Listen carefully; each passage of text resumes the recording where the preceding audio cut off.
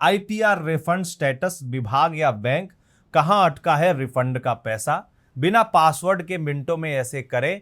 Check अगर आपने अपना इनकम टैक्स रिटर्न आईटीआर समय पर दाखिल कर दिया है और अब टैक्स रिफंड आईटीआर रिफंड का इंतजार कर रहे हैं लेकिन अभी तक पैसा आपके बैंक खाते में नहीं पहुंचा है तो घबराने की जरूरत नहीं है। कई बार रिफंड आयकर विभाग इनकम टैक्स डिपार्टमेंट से जारी हो चुका होता है लेकिन बैंक की प्रक्रिया में अटक जाता है। वहीं कुछ मामलों में रिफंड अभी प्रोसेस ही नहीं हुआ होता। अच्छी बात यह है कि अब आप बिना लॉगिन किए और बिना पासवर्ड डाले भी अपने आईटीआर रिफंड स्टेटस की जानकारी ऑनलाइन देख सकते हैं। इससे आपको तुरंत पता चल जाएगा कि आपका रिफंड आयकर विभाग में लंबित है या बैंक में। आईटीआर रिफंड आखिर क्यों अटक जाता है? आईटीआर दाखिल करने के बाद रिफंड सीधे आपके बैंक खाते में नहीं पहुंचता। पहले आयकर विभाग आपके रिटर्न की जांच करता है, इसके बाद रिफंड स्वीकृत होने पर भुगतान की प्रक्रिया शुरू होती है। इस दौरान कई कारणों से रिफंड में देरी हो सकती है। कुछ सामान्य कारण इस प्रकार है: आईटीआर का ई वेरिफिकेशन पूरा न होना, रिटर्न अभी प्रोसेसिंग में होना, बैंक अकाउंट प्री वैलिडेट न होना, बैंक खाते का आईएफएससी या अकाउंट नंबर गलत होना, पैन और बैंक खाते का सही लिंक न होना, बैंक द्वारा भुगतान असफल रिफंड फेलियर होना, आयकर विभाग द्वारा अतिरिक्त जांच वेरिफिकेशन किया जाना।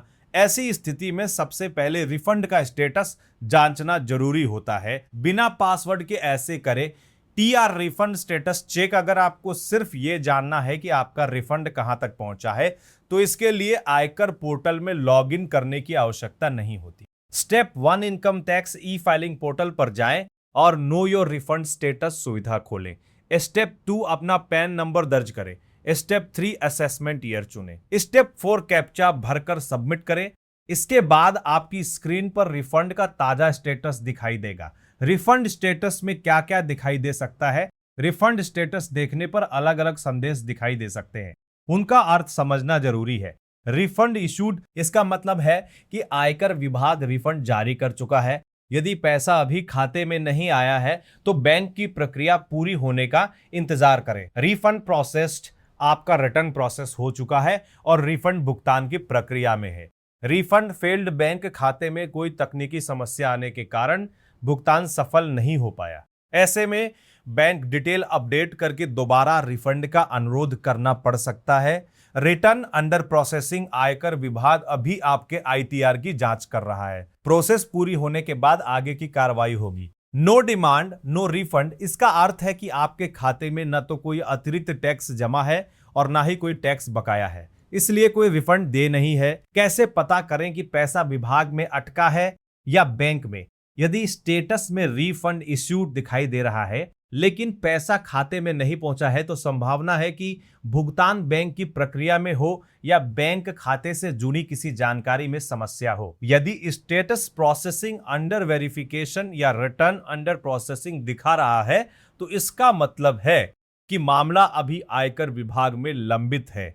अगर रिफंड फेल दिखाई देता है तो बैंक खाते की जानकारी जांचना और आवश्यक सुधार करना जरूरी होगा। रिफंड जल्दी पाने के लिए इन बातों का रखें ध्यान। रिफंड में देरी से बचने के लिए कुछ जरूरी सावधानियां अपनानी चाहिए। आईटीआर दाखिल करने के तुरंत बाद ई वेरिफिकेशन जरूर करें।